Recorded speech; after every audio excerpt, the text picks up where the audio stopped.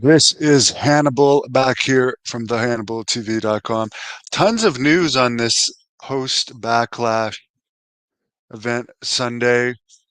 Apparently, the Wyatt 6 has been revealed through various WWE codes. They did a campaign similar to this White Rabbit campaign that people liked, and PW Insider has looked up the meaning of the codes and found that the people involved consist of Bo Dallas, Dexter Loomis, Joe Gracie, Eric Rowan, and Nikki Cross.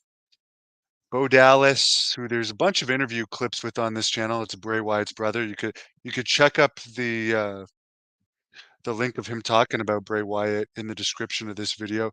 He seems like a nice guy. Very cheesy gimmick, but people seem to like it. The same people that like the Bray Wyatt gimmick like the Uncle Howdy gimmick. He botched the finish to the one match he had at Royal Rumble, not this year, but the year before. He completely missed. So as far and he did wrestle in WWE before and didn't get over. And he's done nothing notable since other than the Uncle Howdy gimmick. Obviously, they're gonna with the death of Bray Wyatt and everything, people are gonna give it another chance. Let's look at some of the other people. Dexter Loomis, supposedly he hasn't really been used in about a year. Joe Gacy, never heard of him. Eric Rowan, he's pretty much done almost nothing since WWE. I like him. I was surprised AEW they only used him for that Brody Lee tribute show with all I think AEW really doesn't like big wrestlers. Because Eric Rowan, I mean, I don't know why he wasn't used in AEW, and apparently Nikki Cross with that had that horrible superhero gimmick is going to be involved in this stable. Matt Hardy had hinted he wanted to be involved in the stable, but he's been appearing in TNA recently.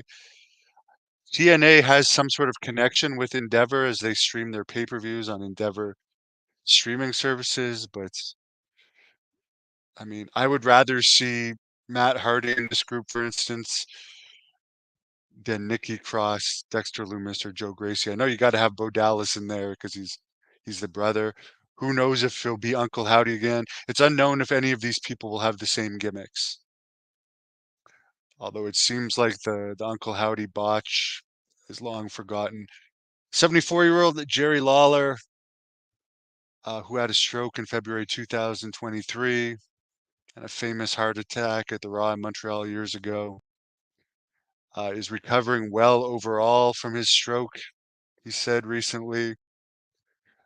He needs a knee replacement, and he's still having some minor difficulties, but things are coming around. I have seen some videos of him doing Memphis-related news interviews lately, and he looks healthy. I've met him a bunch of times, as I said in one of my recent. I've I've done a bunch of book entries lately for my draft book, and I did two recently. I'll just put up the graphics talking about all these friggin' wrestlers I've worked with, and it's going to go on to three. I've been trying to keep it as short as possible of me talking about all the famous wrestlers I've had interactions with, and I did not realize how many there were.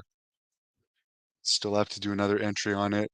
WrestleMania, the reason why apparently it was supposed to be in Minneapolis under the Vince McMahon era, it was going to be in Minneapolis, but it's the new regime TKO that's based in Vegas that wanted it in Vegas, and apparently they got some type of good deal for having it in Vegas Easter weekend because that's usually a bad weekend in Vegas, as I previously stated. So the TKO management, according to reports, did not want WrestleMania in Minnesota. However, they're open to having another um, WWE premium live event in Minnesota. So there you go. Please give this video a thumbs up.